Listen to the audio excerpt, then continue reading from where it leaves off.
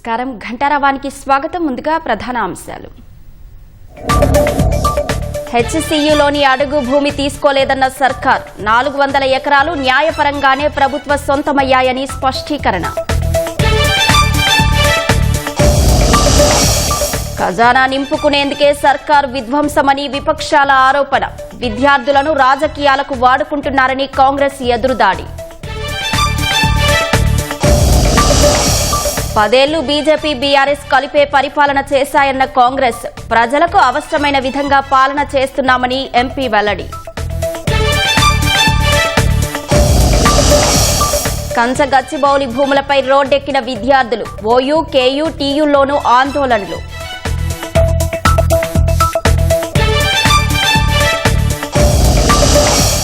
హైదరాబాద్ మినహా రాష్ట్ర వ్యాప్తంగా సన్నబియ్యం పంపిణీ. రేషన్ షాపుల్లో అట్టహాసంగా ప్రారంభించిన ప్రజాప్రతినిధులు.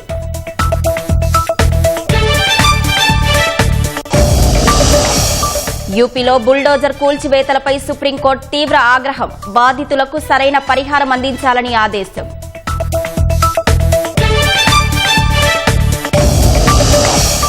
గుజరాత్లో ఓ బాణసంచా కర్మాగారంలో పేలుడు. 18 మంది మృతి, శిథిలాల కింద మరికొందరు కార్మికులు.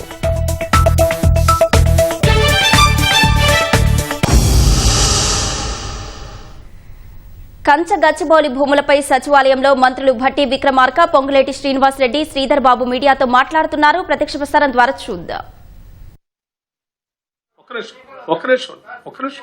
ప్లీజ్ వినండి. ఆ రిప్రజెంటేషన్ ఇస్తే అది తొందరగా అట్లీస్ట్ మా ప్రభుత్వం ఆ యూనివర్సిటీకి ల్యాండ్ హక్కుని కలిగించాలని చాలా స్థిర నిశ్చయంతో ఉన్నాం కాబట్టి వెంటనే ఆ రిప్రజెంటేషన్ ఇస్తే దాన్ని ప్రాసెస్ చేసి వెంటనే టైటిల్ ఇచ్చే కార్యక్రమం కూడా చేస్తామని వారికి చెప్పాం. విద్యార్థులందరికీ కూడా విత్ లార్జ్ హార్ట్ నేను చెప్తా ఉన్నాను, ఈ యూనివర్సిటీ మంది, ఈ రాష్ట్రం మంది, దయచేసి ఏ సమస్య ఉన్నా కానీ కూర్చొని మాట్లాడుకుని సార్ట్అవుట్ చేసుకుందాం. Don't get into the trap of political conspirators. Thank you.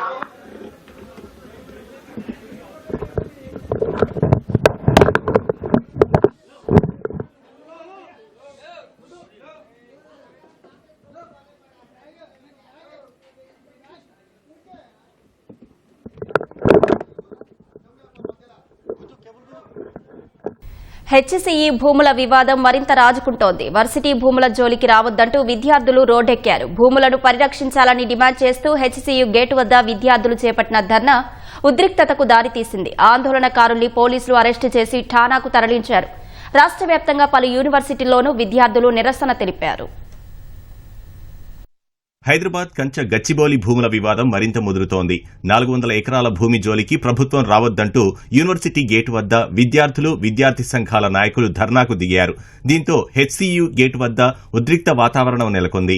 విద్యార్థులు పెద్ద ఎత్తున నినాదాలతో హోరెత్తించారు. మరోవైపు వర్సిటీ లోపలికి వెళ్లేందుకు బీజేవైఎం, ఏబీవీపీ, వామపక్షాల నేతలు యత్నించగా పోలీసులు అడ్డుకున్నారు. పోలీసులు ఆందోళనకారులను అదుపులోకి తీసుకుని ఠాణాకు తరలించారు. వర్సిటీ భూములను బలవంతంగా తీసుకోవడం అంటే పేద విద్యార్థుల చదువులను ధ్వంసం చేయడమేనని విద్యార్థులు ఆరోపించారు.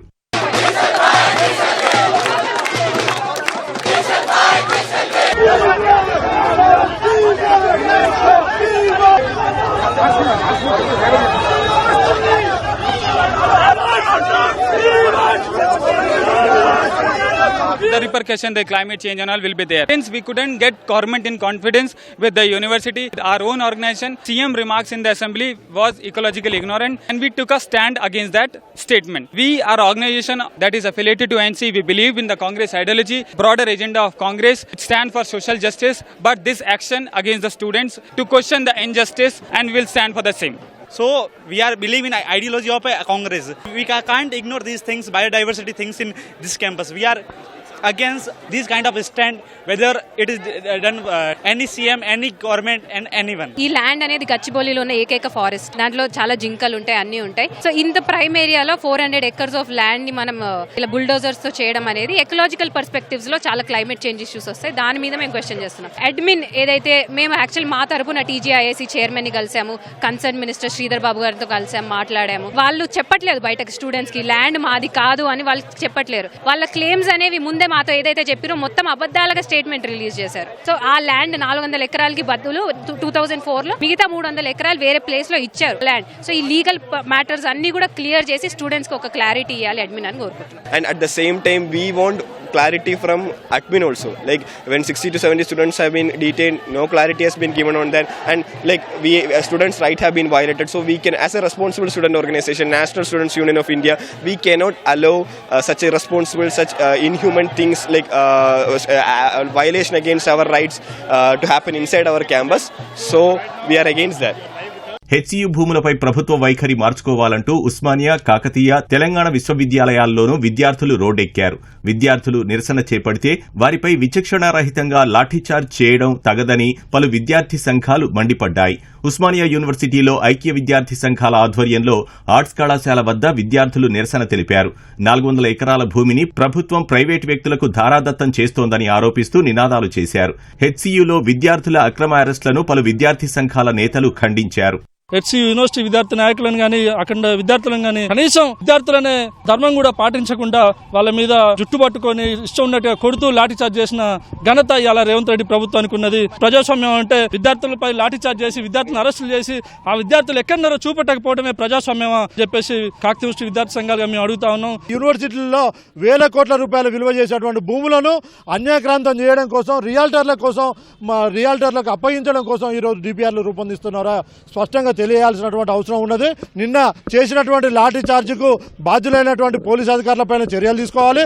అదేవిధంగా మన సెంట్రల్ యూనివర్సిటీ విద్యార్థులపైన పెట్టినటువంటి అక్రమ కేసులను వెంటనే ఎత్తివేస్తూ యూనివర్సిటీ వేలం పాటల అనేటువంటి మన విధానాన్ని వెనక్కి తీసుకోకపోతే రానున్నటువంటి రోజుల్లో పెద్ద ఎత్తున మా యొక్క విద్యార్థి సంఘాలన్నింటినీ కూడా కూడగలుపుకొని పెద్ద ఎత్తున కూడా ఆందోళన చేపడతామని చెప్పేసి ఈ విధంగా హెచ్చరిస్తా ఉన్నాము.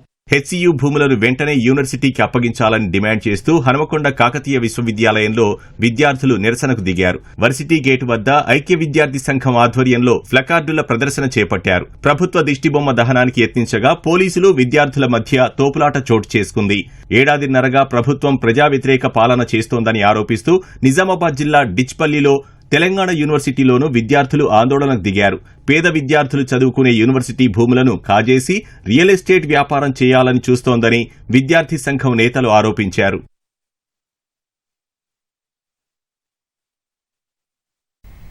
హైదరాబాద్ కేంద్రీయ విశ్వవిద్యాలయం భూములు అమ్ముతుంటే చూస్తూ ఊరుకోబోమని రాష్ట్ర బీజేపీ నేతలు స్పష్టం చేశారు. ఢిల్లీకి కప్పం కట్టేందుకు 40,000 కోట్ల విలువ చేసే భూములను వేలానికి సిద్దం చేశారని మండిపడ్డారు. భూముల వేలాన్ని అడ్డుకోవాలని రాజ్యసభ 0 అవర్లో ఎంపీ లక్ష్మణ్ కోరారు. ఇదే విషయమై కిషన్ రెడ్డి నేతృత్వంలో రాష్ట్ర బీజేపీ ఎంపీలు కేంద్ర విద్యాశాఖ మంత్రి ధర్మేందర్ ప్రధాన్ను కలిశారు. మరోవైపు హెచ్సియు సందర్శనకు వెళ్లేందుకు యత్నించిన రాష్ట్ర కాషాయ నేతలను పోలీసులు అదుపులోకి తీసుకున్నారు. హైదరాబాద్ కేంద్రీయ విశ్వవిద్యాలయ భూముల అంశంలో బీజేపీ పోరాటం ఉధృతంగా చేసింది. రాష్ట్రం విద్యార్థుల భవిష్యత్తుకు ఉపయోగపడే భూములను అమ్ముతామంటే చూస్తూ ఊరుకునేది లేదని స్పష్టం చేసింది. గత ప్రభుత్వాన్ని మించి రాష్ట్రంలో ప్రస్తుత ప్రభుత్వం విధ్వంసాన్ని సృష్టిస్తుందని కేంద్ర మంత్రి బండి సంజయ్ అన్నారు. కంచె గచ్చిబౌలిలోని 400 ఎకరాల భూమికి సంబంధించి హైకోర్టులో కేసు నడుస్తోందని, ఈ నేపథ్యంలో రాష్ట్ర సర్కార్ వ్యవహరిస్తున్న తీరు సరికాదంటూ మండిపడ్డారు. భూమి చదును పేరుతో రాష్ట్ర ప్రభుత్వం కోర్టు ధిక్కరణకు పాల్పడుతోందన్నారు. చెట్లను తొలగిస్తూ పర్యావరణ విధ్వంసం చేస్తున్నారన్నారు. ప్రజా ప్రయోజనాలకు కాకుండా ప్రభుత్వ భూములను అడ్డగోలుగా విక్రయించడాన్ని రేవంత్ రెడ్డి గతంలో వ్యతిరేకించిన సంగతి మరచిపోయారా అని ధ్వజమెత్తారు.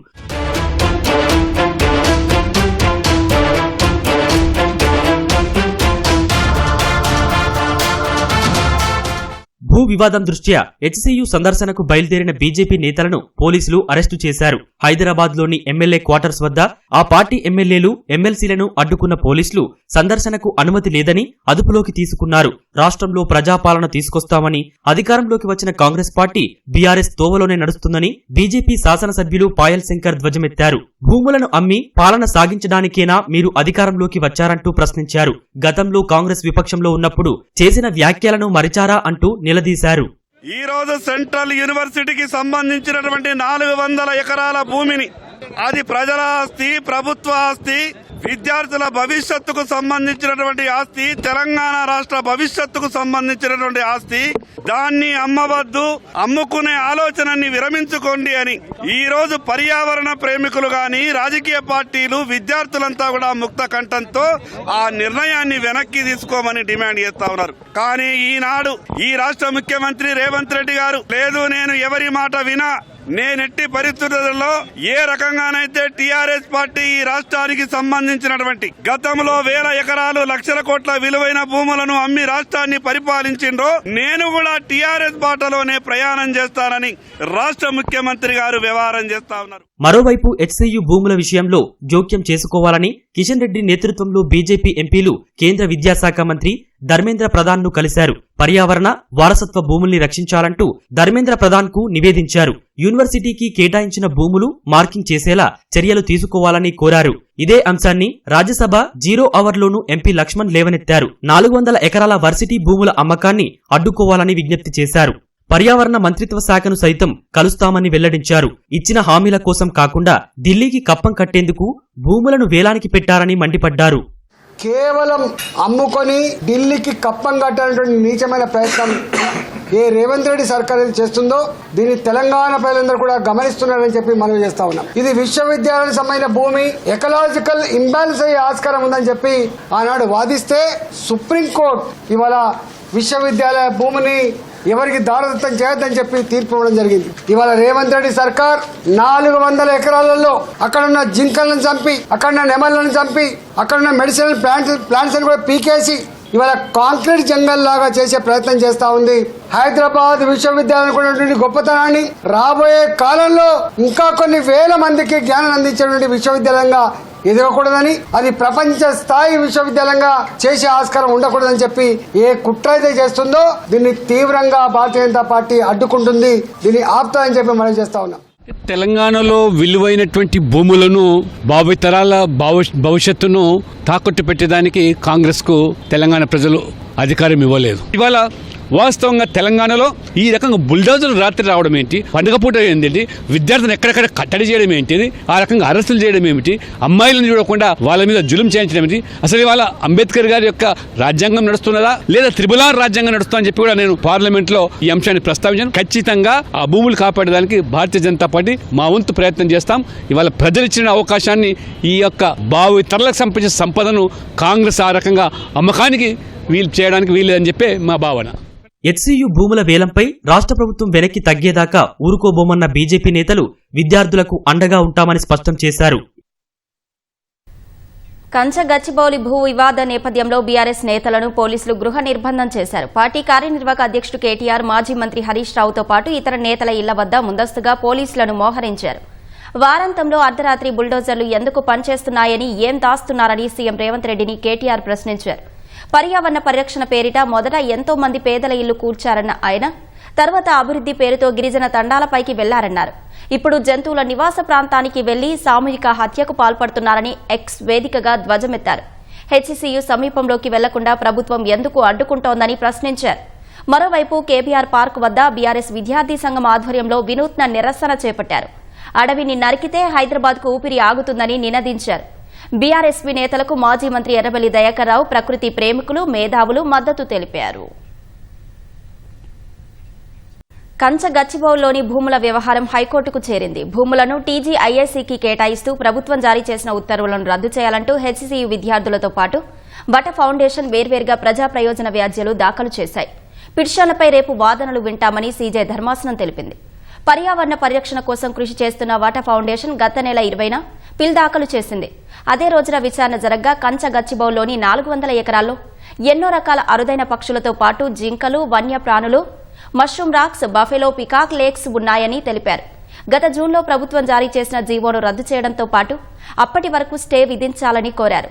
తదుపరి విచారణను 7వ తేదీకి వాయిదా వేసిన ధర్మాసనం 10 రోజుల్లో కౌంటర్ దాఖలు చేయాలంటూ ప్రతివాదులైన ప్రభుత్వం టీజీఐఎస్సీకి నోటీసులు ఇచ్చింది.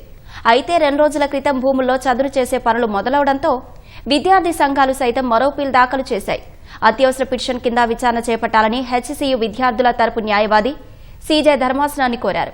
వట ఫౌండేషన్ తరపు న్యాయవాది సైతం కంచగచ్చిబౌలి భూముల్లో జేసీబీలతో రేయింబవళ్లు పనులు జరుగుతున్నట్లు కోర్టుకు తెలిపారు. ఈ పిటిషన్లపై బుధవారం వాదనలు వింటామని హైకోర్టు తెలిపింది.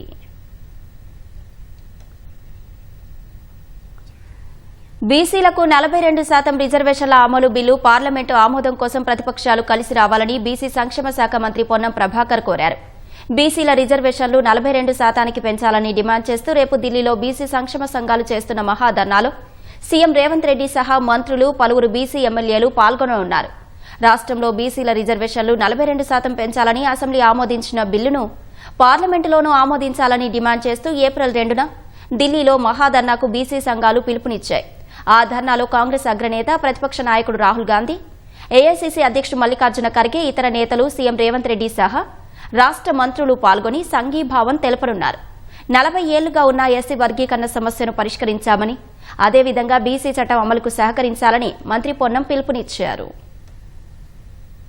సభలో చట్టం చేసి 42% స్థానిక సంస్థల్లో విద్యా ఉపాధి అవకాశాల్లో చట్టం చేసి కేంద్రానికి పంపింది. కేంద్రము షెడ్యూల్ 9లో పెట్టి బలైన వర్గాలకు న్యాయం చేయమని ఢిల్లీ కేంద్రంగా రేపు కార్యక్రమం ప్రభుత్వానికి దృష్టికి తీవడానికి కార్యక్రమం తీసుకుంటా ఉన్నారు. జాతీయ స్థాయి నాయకులు అనేక మంది కార్యక్రమంలో పాల్గొంటారు. వాళ్ళందరినీ మా తెలంగాణ నుంచి ప్రాతినిధ్యం వహిస్తున్న గౌరవ ఎంపీలందరూ అన్ని పార్టీల వారు సమన్వయం చేస్తా ఉన్నారు. కేంద్రం కూడా సానుకూలంగా వ్యవహరించే విధంగా తెలంగాణ నుంచి ప్రాతినిధ్యం వహిస్తున్న మంత్రులు గాని, నాయకులు గాని, కేంద్రంలో ఉన్న వాళ్ళు ఇందుకు సహకరించాలని కోరుతా ఉన్నాం. మంత్రివర్గ విస్తరణలో హైదరాబాద్, రంగారెడ్డి జిల్లాల ప్రజాప్రతినిధులకు స్థానం కల్పించాలని విజ్ఞప్తి చేస్తూ ఏఐసీసీ ప్రధాన కార్యదర్శి కేసీ వేణుగోపాల్కు మాజీ మంత్రి జానారెడ్డి లేఖ రాశారు. మంత్రివర్గ విస్తరణలో ఉమ్మడి రంగారెడ్డి, హైదరాబాద్ జిల్లాల ఎమ్మెల్యేల అభ్యర్థనను పరిగణలోకి తీసుకోవాలన్న జానారెడ్డి వారి విజ్ఞప్తి మేరకే లేఖ రాసినట్లు తెలిపారు. మంత్రివర్గ విస్తరణపై 1-2 రోజుల్లో హైకమాండ్ తుది నిర్ణయం తీసుకుంటుందని తెలుసుకుని హైదరాబాద్, రంగారెడ్డి ఉమ్మడి జిల్లాలకు చెందిన ఎమ్మెల్యేలు తనను కలిసినట్లు కేసీ వేణుగోపాల్కి లేఖలో తెలియజేశారు. మంత్రివర్గంలో హైదరాబాద్, రంగారెడ్డి జిల్లాల ప్రజాప్రతినిధులకు అవకాశం కల్పించాలని జానారెడ్డి కోరారు. వారి వినతి ప్రజా ప్రయోజనాలకు మాత్రమే కాకుండా పార్టీ రాష్ట్ర సమగ్ర అభివృద్ధికి కూడా దోహదపడుతుందని వివరించారు.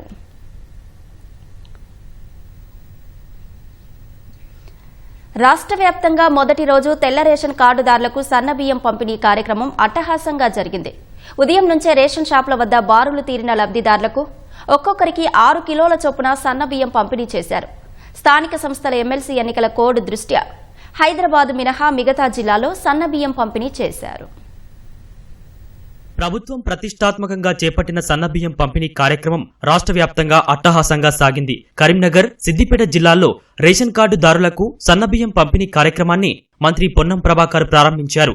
రాష్ట్ర వ్యాప్తంగా 17,263 చౌకదారుల దుకాణాల ద్వారా 2,91,000కు పైగా ఉన్న రేషన్ కార్డుదారులకు సన్నబియ్యం పంపిణీ చేస్తున్నామని మంత్రి వెల్లడించారు.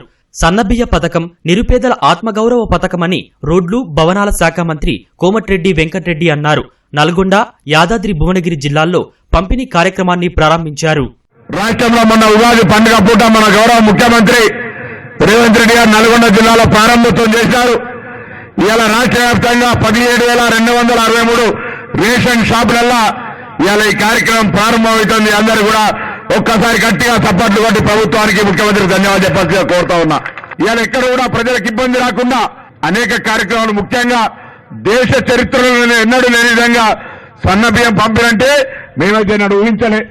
కొంతమంది పెద్దలకు మాత్రమే, పైసలు ఉన్నోళ్లకు, ఆర్థికంగా ఉన్నోళ్ళు కొనుక్కొచ్చుకొని తింటే తప్ప దొరకవు అనేటువంటిది దొడ్డు బియ్యం వస్తే ఇంతకుముందే శ్రీనివాస్ గారు చెప్పినారు.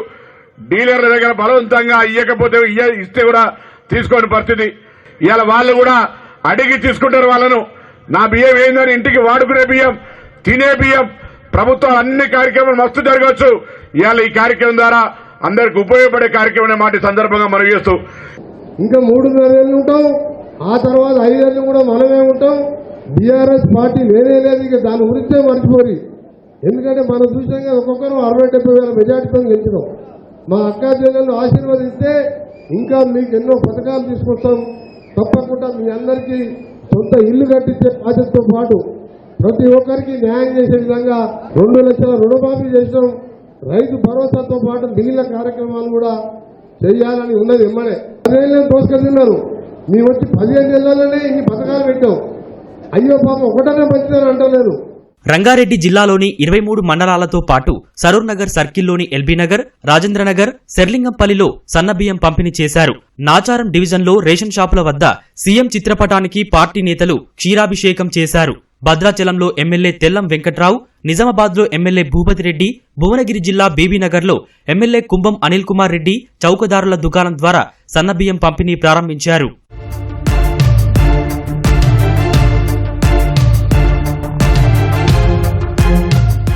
రేషన్ దుకాణాల ద్వారా సన్నబియ్యం పంపిణీతో తమకు ఆర్థికంగా మేలు జరుగుతుందని లబ్ధిదారులు హర్షం వ్యక్తం చేస్తున్నారు. మాకు బాగా ఆనందంగా ఉంది. పండుగ ముందులా ఈ సన్న బియ్యాలు ఇస్తున్నారు, మాకు ఆనందంగా ఉంది. కావాల్సి ప్రతి నెల ఇవ్వాల్సింది కోరుతున్నాం మేమంతా. బియ్యం చాలా బాగున్నాయి, వండుకోవటానికి బాగున్నాయి. మినిమం 70 రూపాయలు 60 నుంచి 70 దాకా ఉంటాయి. ఇట్లాగే 2500 కూడా ఇస్తే లేడీస్ అందరికీ సహాయంగా ఉంటుంది. ఇప్పుడు సన్న బియ్యం ఇస్తారండి ఈ నెల నుంచి. చాలా నయం అవుతుంది మాకు, చాలా చాలా నయం. ఇప్పుడు ఇడ్లీలకైనా దోశలకైనా ఇవి యూజ్ చేయం, తింటేందుకు చాలా నయం అవుతుంది. ఇంతకుముందుకు దొడ్డు బియ్యం ఇచ్చారు కానీ మాకేం లాభం లేకుండే ఆ బియ్యం. ఇప్పుడు మటుకు చాలా మంచి బియ్యం ఇస్తారు. ఎప్పటికి ఇస్తే బాగుంటుంది, ఎందుకంటే అమ్ముకునుడు చేసుడు రాళ్ళు ఉంటే ఎట్లా తినాల, మెరుగలు ఉంటే సగం బియ్యం సగం ఏమో నూకలు. కష్టం అవుతుంది అమ్మాల. వేరేది ఇక్కడ దుకాణంలో కొన్నంటే 1500కు 25 కిలోలు ఇస్తున్నారు. కష్టం అవుతుంది. ఆ చిన్న పిల్లలకు స్కూల్కి వంగ తినండి తింటలేరు. మమ్మీ నువ్వు వండకు, మమ్మీ వండకు అంటుండ్రు. అందుకోసం ఏం చేయాలా, సన్నం ఇస్తే ఎప్పటికీ బాగున్నది. ఇది ఉత్తరప్రదేశ్లో బుల్డోజర్ కూల్చివేతలపై సుప్రీంకోర్టు తీవ్ర స్థాయిలో మండిపడింది. కూల్చివేతలు రాజ్యాంగ విరుద్ధమని, అమానవీయమైనమని సర్వోన్నత న్యాయస్థానం ఆక్షేపించింది. అందరికీ ఆశ్రయాల్లో నివసించే హక్కు అనేది ఒకటి ఉంటుందన్న సుప్రీం, కూల్చివేతలను చట్ట ప్రకారం చేపట్టాలని యూపీ ప్రభుత్వానికి, ప్రయాగ్రాజ్ స్థానిక పాలన యంత్రాంగానికి హితవు పలికింది. సుప్రీంను ఆశ్రయించిన బాధితులకు 10 లక్షల రూపాయల పరిహారం ఇవ్వాలని ఆదేశించిన ధర్మాసనం కూల్చివేతలు దిగ్భ్రాంతి కలిగించాయని వ్యాఖ్యానించింది. ముందు రోజు రాత్రి నోటీసులు ఇచ్చి తెల్లారి ఇంటిని కూల్చివేశారని ఓ లాయర్, ఓ ప్రొఫెసర్ సుప్రీంకోర్టును ఆశ్రయించారు. ఈ సందర్భంగా కూల్చివేత నోటీసులు అందించిన అధికారులపై ధర్మాసనం ఆగ్రహం వ్యక్తం చేసింది. ఇలాంటి ఒప్పంద వ్యాపారాలను నిలిపివేయాలని, కూల్చివేతలకు చట్టపరమైన ప్రక్రియను అనుసరించాలని స్పష్టం చేసింది. భారత రాజ్యాంగంలోని ఆర్టికల్ 21 ప్రకారం ఆశ్రయం పొందే హక్కు అందరికీ ఉంటుందని అధికారులు గుర్తుంచుకోవాలని హితవు పలికింది.